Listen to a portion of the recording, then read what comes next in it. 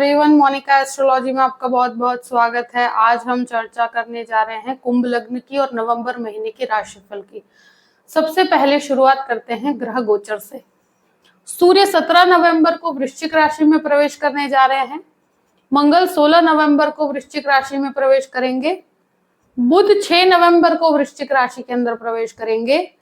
शुक्र 3 नवंबर को कन्या राशि में आने जा रहे हैं और 4 नवंबर को शनि मार्गी हो रहे हैं, जो आपके लिए सबसे इंपॉर्टेंट ट्रांजिट है। तो सबसे पहले शुरुआत करते हैं आपके लग्न से। कुंभ लग्न और लग्न का स्वामी है शनि, और शनि लग्न के अंदर वक्र अवस्था में था, अब वो मार्गी हो जाएगा। यहाँ मंगल का एक दृष्टि संबंध 16 तारीख के बाद बनने जा रहा है और शनि और मंगल का दृष्टि संबंध होगा। देखिए, ये एक ऐसी परिस्थिति है कि जहां पर मुझे लगता है कि शनि का मार्गी होना आपके लिए एक तरह से स्थायित्व लेकर आएगा। आप जो भी कार्य कर रहे हैं उसमें मेहनत तो डेफिनेटली पड़ेगी, मगर ये आपको बहुत ही डिसिप्लिन के साथ आगे बढ़ना सिखाएगा। और अभी तक जो भी अपॉर्चुनिटीज प्राप्त हुई है उसका आपको बेनिफिट मिलना शुरू होगा। ये महीना बहुत अपॉर्चुनिटीज से भरा हुआ है और एक तरह से कहा जाए कि पहले से स्वास्थ्य के अंदर भी सुधार होगा, एनर्जी लेवल आपका बढ़ेगा। मगर ये शनि और मंगल का जो दृष्टि संबंध है वो कभी कभी व्यक्ति को अग्रेशन देता है। तो 16 तारीख के बाद अपने स्वभाव के अंदर शांति बना के रखनी है। ये डेफिनेटली आपको टेक्निकली बहुत परफेक्ट बनाएगा और मुझे लगता है कि ये महीने का ज्यादा से ज्यादा बेनिफिट आपको उठाना चाहिए। द्वितीय भाव की बात करते हैं। द्वितीय भाव में अब राहु आए हैं और द्वितीयेश गुरु बनकर आपके तृतीय स्थान में है वक्र अवस्था में। अभी किसी भी प्रकार का आप इन्वेस्टमेंट करते हैं, यानी कि बहुत बड़े इन्वेस्टमेंट की तरफ जाते हैं या किसी परिवार वाले को उधार पैसे देते हैं, तो मुझे लगता है आपको नहीं देना चाहिए। और स्पेशली फैमिली के अंदर कहीं पर भी अब ये ऐसी स्थिति है कि जहां पर परिवार में वाणी का उपयोग करते वक्त मुझे लगता है आपसे गलती हो सकती है। यानी कि ये एक ऐसी स्थिति है कि अब वाणी को ये खराब करता है। राहु वाणी को एक तरह से कहते हैं ना कि डिप्लोमेटिक भी बनाता है, चीजों को लेकर बहुत ज्यादा परिवार में षड्यंत्र बहुत ज्यादा होना शुरू हो जाते हैं। तो कोई भी परिस्थिति हो शांति से डील कीजिएगा। अगर कोई भी मैटर है, कोई भी सोल्यूशन आपको चाहिए, तो वहां पर अपने वाणी पर संयम बना के चलना पड़ेगा, क्योंकि ये अब यहाँ पर बहुत लंबे समय के लिए है। तो आपकी वाणी के अंदर ये खटास लेकर आ सकता है। आप कुछ कहना चाहते हैं, वो शब्दों को गलत समझा जा सकता है। तो फैमिली के अंदर किसी के ऊपर भी मुझे लगता है अगर अपने सीक्रेट्स को रिवील करने की बात हो तो वहां पर अब आपको इस चीज का बहुत ध्यान रखना पड़ेगा। बाकी एक तरह से कहा जाए कि ये एक राहु का प्लेसमेंट ऐसा है कि जहां पर आपको बहुत ज्यादा जल्दबाजी में कोई इन्वेस्टमेंट नहीं करना है। यहाँ पर मुझे लगता है कैलकुलेटिव अप्रोच के साथ अपने सेविंग्स को लगाइएगा, क्योंकि बहुत ज्यादा उतावलेपन में, क्योंकि सेकंड हाउस का स्वामी भी वक्र अवस्था में है, तो मुझे लगता है कि अभी इस महीने आप बहुत बड़ा कोई फॉरेन इन्वेस्टमेंट करते हैं या कोई बिजनेस में बहुत ज्यादा इन्वेस्टमेंट करते हैं या प्रॉपर्टी में भी इन्वेस्टमेंट करते हैं, तो 2 से 3 जन की एडवाइस लेकर कीजिएगा। जल्दबाजी करने से बचना चाहिए। तृतीय भाव के स्थान की बात करें तो तृतीयेश मंगल बनकर पहले तो आपके भाग्य स्थान में, फिर दशम स्थान में है और यहाँ पर गुरु है मार्गी वक्री अवस्था के अंदर है। तो ये एक ऐसी स्थिति है कि मुझे लगता है कि ट्रैवलिंग से बहुत अच्छा फायदा है, मेडिसिन लाइन वालों के लिए बहुत अच्छा फायदा है, और साथ साथ में जो भी लोग कहते हैं ना अपॉर्चुनिटीज की बात करते हैं, बदलाव की बात करते हैं, कोई भी जॉब में परिवर्तन करना चाहते हैं, मेरे हिसाब से 16 तारीख से लेकर जो भी 30 तारीख तक का महीना है वो बहुत अच्छा है। अगर कोई जॉबलेस है तो जॉब मिलने की संभावनाएं बहुत ज्यादा है 16 तारीख के बाद। यहाँ पर अपॉर्चुनिटीज क्रिएट होगी, प्लस जो भी स्थान परिवर्तन है, जॉब का प्लेसमेंट होता है या कहीं पर भी आपका ट्रांसफर होता है, तो वो बेटरमेंट लेकर आएगा। अपॉर्चुनिटीज को एक्सेप्ट किया जा सकता है। जॉब चेंज करना चाहते हैं तो भी ये महीना बहुत बेहतर है, इसका ज्यादा से ज्यादा उपयोग कीजिएगा। ये जरूर कहूंगी कि वक्री है गुरु, तो कहीं ना कहीं डीले हो सकता है चीजों को लेकर, मगर कार्य बहुत ही अच्छे से संपन्न होंगे। और मुझे लगता है जो भी लोग डिफेंस के साथ जुड़े हुए हैं उनको भी काफी अच्छा लाभ होता हुआ मुझे नजर आता है। अब बात करते हैं आपके चतुर्थ भाव की। तो चतुर्थ भाव की, तो चतुर्थेश शुक्र बनकर केतु के साथ अष्टम भाव के अंदर हैं। तो प्रॉपर्टी से रिलेटेड कोई भी कार्य है और प्रॉपर्टी से रिलेटेड कुछ खर्च मुझे लगता है इस महीने होंगे। और साथ साथ में मंगल का जब दृष्टि संबंध पूरे ही महीने आपके चतुर्थ भाव के साथ जुड़ा हुआ है, तो प्रॉपर्टी लेना चाहते हैं, प्रॉपर्टी बेचना चाहते हैं, कोई भी कार्य है वहां पर आपको बेटरमेंट आएगा। मन के अंदर काफी एनर्जेटिक विचार भी रहेंगे और साथ साथ में मुझे ऐसा लगता है कि काफी ऊर्जा का स्तर अच्छा रहेगा। प्रॉपर्टी खरीदने बेचने वाले जो भी लोग हैं या एजेंट हैं या कोई भी प्रॉपर्टी डीलिंग का काम करते हैं, इंटीरियर का काम करते हैं, तो उनको बहुत अच्छे लाभ है। मुझे लगता है कि यहाँ पर शुक्र की अवस्था काफी नीचस्थ है, तो 2 से 3 जन की एडवाइस लेकर कार्य कीजिएगा, ये जरूर कहूंगी। अपने खर्चों के ऊपर बहुत कैलकुलेटिव अप्रोच रखिएगा, बहुत किसी के भरोसे पे कार्य मत छोड़िएगा। बाकी यहाँ पर इतना जरूर कहूंगी कि शुक्र नीचस्थ है, तो हेरिडिटी की प्रॉपर्टी अगर कहीं पर भी है तो वहां झगड़े की संभावनाएं जरूर है, जहां पर थोड़ा सा मुझे लगता है परिवार से डिटैचमेंट आ सकता है आपको। तो उस तरह की क्लैश की परिस्थिति के अंदर मुझे लगता है इस महीने शांति बना के रखिएगा।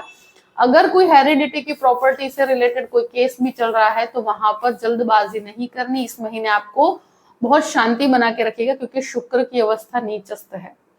अब बात करते हैं पंचम भाव के। पंचमेश बुध बनकर पहले तो पूर्ण रूप से कहा जाए कि 6 तारीख के बाद आपके दशम भाव में है। तो इस अवस्था को देखते हुए मुझे लगता है कि ये पंचमेश की अवस्था इस प्रकार से है कि जो भी शेयर मार्केट के अंदर इन्वेस्टमेंट करते हैं तो उनको 16 तारीख से लेकर 30 तारीख तक काफी अच्छे लाभ होते हुए मुझे नजर आते हैं। और यहाँ आपके बच्चों के लिए भी अपॉर्चुनिटीज क्रिएट होगी। साथ साथ में जो भी लोग एक तरह से आईटी क्षेत्र में है या मेडिसिन क्षेत्र में है या कोई भी गवर्नमेंट एग्जाम्स की प्रिपरेशन कर रहे हैं, तो मुझे लगता है कि जो बुध की अवस्था को देखते हुए अपॉर्चुनिटीज क्रिएट होगी। और यहाँ पर आपके लिए ये महीना स्टूडेंट्स के लिए भी बहुत अच्छा है, क्योंकि ये एक तरह से जहां रुके हुए कार्य है वो भी संपन्न होंगे और आपके लिए आपका ध्यान अपने कर्म की तरफ बढ़ेगा। मगर 16 तारीख के बाद अपॉर्चुनिटीज और भी ज्यादा है, क्योंकि सूर्य और मंगल का एक साथ आना, तो जो भी लोग पुलिस में जाना चाहते हैं, आर्मी में जाना चाहते हैं, डिफेंस की कोई एग्जाम्स की तैयारी कर रहे हैं, तो उनके लिए काफी लाभदायी परिस्थिति रहेगी। अब बात करते हैं आपके 6th हाउस की। तो 6th हाउस का स्वामी चंद्रमा है। ये एक ऐसी परिस्थिति है कि जहां पर मुझे लगता है कि इस महीने शत्रु हावी नहीं हो पाएंगे। दूसरी चीज, हेल्थ को लेकर पहले से बेटरमेंट आएगा और डेफिनेटली बोन से कनेक्टेड प्रॉब्लम्स अगर है या स्किन से रिलेटेड कुछ प्रॉब्लम्स हैं तो उस तरह की समस्याएं रह सकती है, मगर बहुत ज्यादा घबराने की परिस्थिति स्वास्थ्य को लेकर नहीं है। लोन की बात करते हैं तो मुझे लगता है लोन की अवस्था में कोई भी प्रकार की अभी कोई भी बाधा नहीं है। अगर आप लोन लेना चाहते हैं तो वहां पर आप आगे बढ़ सकते हैं। 7th हाउस की बात करते हैं तो सप्तमेश आपके 9वें भाव में और बाद में 10वें भाव में। देखिए, सप्तमेश की परिस्थिति शुरू के 16 दिन जो सूर्य है बहुत ही नीचस्थ अवस्था में है और बाद में आपके 10th हाउस में है। तो मुझे लगता है आप कोई भी जॉइंट बिजनेस करना चाहते हैं तो उसमें आगे बढ़ा जा सकता है। 16 तारीख से लेकर 30 तारीख तक का समय जो है वो अपॉर्चुनिटीज से भरा हुआ है। बिजनेस के अंदर बढ़ोतरी होगी, आप जहां पर भी है वहां पर अपॉर्चुनिटीज प्राप्त होगी। जो अथॉरिटीज के साथ भी डील कर रहे हैं तो वहां पर भी आपका कार्य बहुत अच्छा रहेगा। आपके फाइनेंसेस में काफी वृद्धि रहेगी, आपका कार्य बहुत ही जल्दबाजी में बढ़ेगा और ये महीने का उपयोग आपको कर्म के हिसाब से करना चाहिए। ये महीना मुझे लगता है कि कर्म प्रधान है, यानी कि आप जो भी कर्म कर रहे हैं ना उसका बहुत ही अच्छा रिजल्ट मिलेगा। और मुझे लगता है कि जो भी रुके हुए कार्य हैं वो 16 तारीख के बाद संपन्न होना शुरू होंगे। यहाँ अगर बिजनेस पार्टनरशिप है तो उसमें अगर कोई भी प्रकार का डिस्प्यूट भी है तो वहां पर भी क्लैरिटी होगी और सुधार होगा। तो पति पत्नी के बीच में अगर जॉइंट बिजनेस है तो वहां पर भी बहुत अच्छे लाभ मिलते हुए मुझे नजर आते हैं। अब बात करते हैं आपके अष्टम भाव की, तो अष्टमेश बुध बनकर आपके दशम भाव में और अष्टम भाव में शुक्र केतु है। तो मुझे लगता है कि रिसर्च ओरिएंटेड चीजों में इस महीने बहुत मिले जुले परिणाम है। और दूसरी चीज मैं डेफिनेटली कहूंगी कि भाग्य का सपोर्ट कहीं ना कहीं थोड़ा सा कम रहेगा, यानी कि कर्म प्रधान है ये महीना, तो जो कर्म है उस हिसाब से प्राप्ति होगी, मगर भाग्य के भरोसे कोई कार्य नहीं होगा। यहाँ पर थोड़ा सा मुझे लगता है कि मेहनत करने पर आपको रिजल्ट्स तो डेफिनेटली मिलेंगे, मगर जो कहते हैं ना कि बाय लक जो चीजें होती है, तो वहां पर थोड़ी सी मुझे कमी नजर आती है शुक्र की अवस्था को देखते हुए। बाकी ये चीज जरूर कहूंगी मैं कि चतुर्थेश भी शुक्र है, तो यहाँ पर इन लॉज के साथ रिलेशंस में आपको बहुत संभल के रहने में ही फायदा है। बहुत ज्यादा आपकी वाणी के अंदर आप क्लियर बोलने की कोशिश करेंगे तो वहां पर संबंधों में खटास आएगी। नवम भाव की बात करते हैं तो नवमेश शुक्र बनकर आपके अष्टम भाव में है और नवम भाव में सूर्य मंगल है। और यहाँ एक चीज जरूर कहूंगी कि आध्यात्मिक चिंतन के अंदर वृद्धि है, स्पिरिचुअल डेवलपमेंट बहुत अच्छा है। यहाँ पर स्पिरिचुअल ट्रैवलिंग की तरफ जाना चाहते हैं तो वो एक बहुत अच्छी अवस्था है। यहाँ सूर्य मंगल जिस प्रकार की परिस्थिति में शुरू के 16 दिन तक रहेंगे, तो ये एक तरह से पिता के स्वास्थ्य को लेकर भी आपको बहुत शुरू के 16 दिन तक ध्यान रखने की जरूरत रहेगी, मगर करियर के अंदर आपको आगे से आगे रास्ता मिलता चला जाएगा। यहाँ स्पिरिचुअल यात्राओं के लिए भी एक बहुत अच्छा समय है, क्योंकि गुरु का दृष्टि संबंध आपके भाग्य स्थान पे है, तो गुरु की वजह से आपको कंटिन्यूस बेस पर जो कहते हैं ना कि पूरी तरह से भाग्य का सपोर्ट नहीं, ऐसा नहीं है। गुरु के कारण आपको डेफिनेटली भाग्य का सपोर्ट 50% तक भी प्राप्त होगा। शुक्र की अवस्था को देखते हुए वहां पर थोड़ी सी कमी है। बाकी एक तरह से कहा जाए, जो भी लोग एक तरह से मेडिसिन की पढ़ाई करना चाहते हैं या लॉ डिपार्टमेंट में आप मास्टर्स करना चाहते हैं, तो वहां पर आप आगे बढ़ सकते हैं। 10th हाउस की बात करते हैं तो 10th हाउस का स्वामी भाग्य स्थान में, कर्म का स्थान का स्वामी भाग्य स्थान में है, और बाद में कर्म का स्थान का स्वामी कर्म स्थान में खुद आएगा 16 तारीख के बाद। सूर्य बुध और मंगल, ये तीनों की युति ये एक तरह से मुझे लगता है अपॉर्चुनिटीज क्रिएट करेगी। क्योंकि एक चीज जरूर कहूंगी मैं कि यहाँ पर शनि का दृष्टि संबंध भी है, तो अपने सुपीरियर्स की बात को कभी भी ऑपोजिशन की तरफ बात करके बिगाड़िएगा मत। यानी कि मुझे लगता है जहां पर आपके सुपीरियर्स हैं उनके साथ कहीं पर भी क्लैश होने की संभावनाएं हो, तो वहां पर आपको अपनी वाणी पर संयम रखना पड़ेगा, क्योंकि राहु 2nd हाउस से वर्क करेगा ही करेगा। तो आप अपने बनाए हुए कार्य को अपनी वाणी से खराब मत कीजिएगा। बाकी एक तरह से कहा जाए कि सूर्य मंगल बुध, ये एक तो जो भी कायदे कानून का कार्य करते हैं, वकील हैं, डॉक्यूमेंटेशन का काम करते हैं, उनके लिए बहुत अच्छा है। आईटी क्षेत्र या मशीनरी के अंदर कोई भी प्रकार का इंजीनियरिंग का काम करते हैं तो बहुत अच्छी परिस्थिति कहूंगी मैं। और यहाँ एक स्थिति डेफिनेटली मैं कहूंगी कि फॉरेन लैंड से भी आपको काफी अच्छी अपॉर्चुनिटीज प्राप्त होगी। रुके हुए सभी कार्य संपन्न होंगे 16 से 30 के बीच में, एक बहुत अच्छा समय कहूंगी मैं, जहां पर करियर ओरिएंटेड काम के लिए बहुत अच्छा है।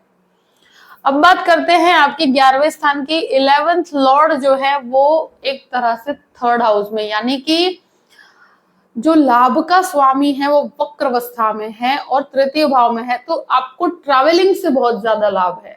कहीं पर भी हो, मार्केटिंग, सेल्स, आप कहीं पर भी हैं, मगर एक तरह से इवन लोगों से जुड़कर कार्य कर पाएंगे आप। कहीं पर भी कहते हैं ना, इंसान लाइमलाइट में रहता है, मगर वो बहुत मेहनत के बाद वो चीजें आपको प्राप्त होंगी।